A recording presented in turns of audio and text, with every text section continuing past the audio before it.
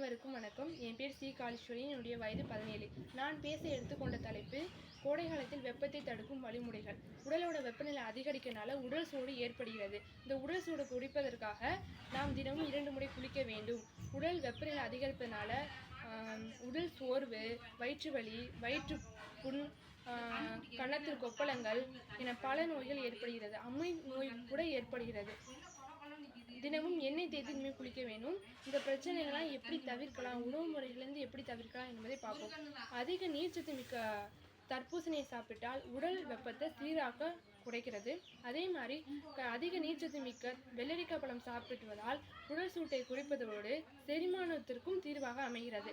அதே மாதிரி நொங்கு தினமும் சாப்பிட்டால் உடலோட வெப்பநிலை சீராக்க அமைவதோடு இரத்த சர்க்கரை நோயாளிகளுக்கும் தீர்வாக அமைகிறது. பருத்தி ஆடைகளை அணிய வேண்டும்.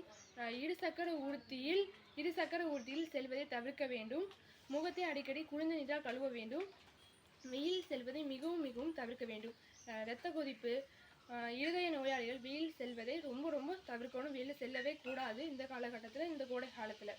அதே மாதிரி தினமும் எப்போவுமே 3 லிட்டர் தண்ணி தான் குடிப்போம். ஆனால் இந்த கோடை காலத்தில் வந்து நம்ம 5 லிட்டர் தண்ணி தான் கன்ஃபார்ம் குடிச்சே ஆகணும். 5 லிட்டர் தண்ணி தான் குடிக்கணும். அதே மாதிரி நம்ம வந்து பைக்கில் இருசக்கர வாகனத்தில் போகும்போது ரொம்ப நெடுந்தூரம் வந்து வண்டியிலே போகக்கூடாது, வீட்டில் தான் இருக்கணும். அதே மாதிரி நம்ம வீட்டை வந்து குளிர்ந்த இதாக வச்சுக்கணும். கோழி வேற வந்து மரத்தை நண்டு அந்த வீட்டை வந்து நம்ம ஹீட்டாக இல்லாமல் கொஞ்சம் கூலிங்காக வச்சுக்கணும். அந்த இடத்துல நம்ம இருக்கணும். அப்போ நம்மளோட உடம்புல எந்த பாதிப்பு வராது. நம்மளோட உடம்புல வெப்பம் வந்து தாக்கும்போது ஃபஸ்ட்டு நம்மளுக்கு பாதிக்கப்படுறது நம்மளோட தோல் தான்.